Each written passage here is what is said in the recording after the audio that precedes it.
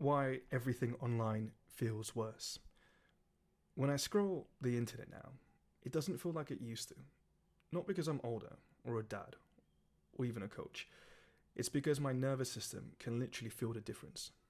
I'm a coach, an athlete, and I've spent 100 days, over 100 days in meditational silence. I've seen what calm, regulated nervous system feels like, and I've seen what the internet is doing to people. Most people I work with are not just tired, but they're fried. Not from training, from doom scrolling. From TikTok loops, from checking just one app and waking up 45 minutes later with no idea what they actually consumed. And the dangerous part, we're starting to think that's normal. In this video, I want to break down what's happening to your attention, how that bleeds into training, your mental health, and your future, and why I built Unbroken as a recovery-led answer to this attention hijack. Let's start with your brain for a second. Your nervous system did not evolve for TikTok, Instagram Reels, Netflix, or having notifications on 24/7. It evolved for walks, look, listen, occasional bursts of intensity, and then back to stillness. Now we live in the opposite. Social media is the fast food for socializing. Porn is fast food for intimacy. Games are just fast food for achievement, and endless content is fast food for meaning.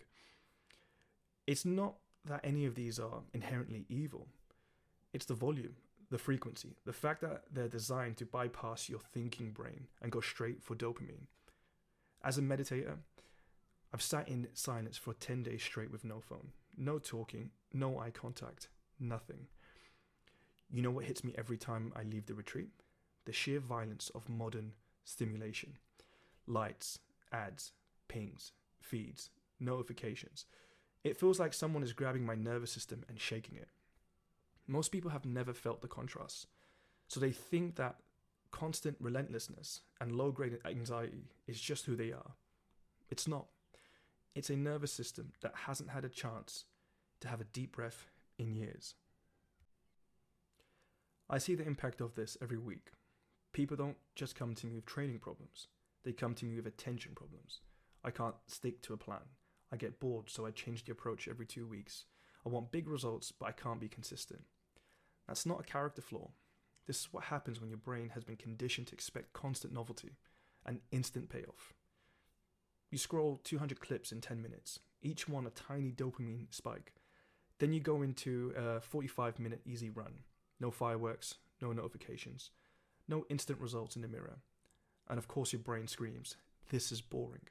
Give me something else." The same thing happens with recovery.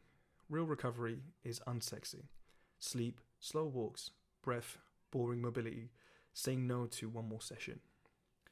But the attention economy trains you to chase high stim, high intensity, high novelty. Ignore the low quiet, stim behaviors that actually build a resilient, unbroken body and mind. That's why I call Unbroken recovery-led performance. Because if your nervous system is cooked, your form, your consistency, your decision-making, your relationships all degrade. How I personally got lost and found my way back in endurance noise. Let me make this personal for a moment, because I've lived every side of this. There was a time where my entire identity was built on how hard I can push. Football, boxing, BJJ, judo, wrestling, sprinting, Olympic lifting, triathlon. I'm not joking, I actually did all of this. I wasn't just doing one thing, I was doing everything. And online, that looks impressive. In real life, my body was constantly lit up, always tight, always inflamed, always carrying something else. I told myself it was discipline, but in hindsight, a big part of it was the fear of slowing down. The image versus reality. I've trained across endurance, strength, and combat for years. And here's the honest truth most people don't want to say out loud. For a long time, I didn't just want to be fit. I wanted what being the guy who does everything represented. Range, seriousness, proof. And the internet pours gasoline on this identity chase. Every day it's 4 o'clock in the morning, you're up, back-to-back sessions, no days off. Meanwhile, my body was saying, you're tired, you're carrying injuries. You don't need to prove anything today. When everything at once became too much. One of my biggest shifts for me wasn't quitting sports. It was realizing what stacking, combat training, max strength work, and triathlon prep all at once was doing to me. Heavy lifting on top of grappling, sprint work on top of long endurance, high neural demand on top of being constantly fatigued. Something was always niggling, always sore, always on the edge of breaking. I loved the intensity, but it came at a cost. And the cost showed up in my sleep, my mood, my patience, my relationships, and my ability to actually feel calm in my own body. What changed everything wasn't stopping. It was learning seasons and phases. What training means to me now. Today my training looks totally different. I still lift, I still run, I still swim and bike. I still return to combat sports in its own seasons. But now I choose sessions based on a new filter. Does it make me feel stable? Does it help me show up as a dad more? Does this help me think better, not just suffer more? Some of my biggest wins is a walk, a stretch, and a coffee in silence.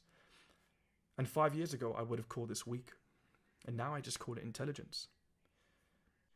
How meditation rewired my compass. Silent meditation completely shattered my old idea of what strength is. Sitting for 10 hours a day with no distraction doesn't look hardcore. There's no montage, no soundtrack, no crowd. But it forced me to face part of me that was addicted to stimulation, achievement, and identity. After those retreats, I couldn't unsee it.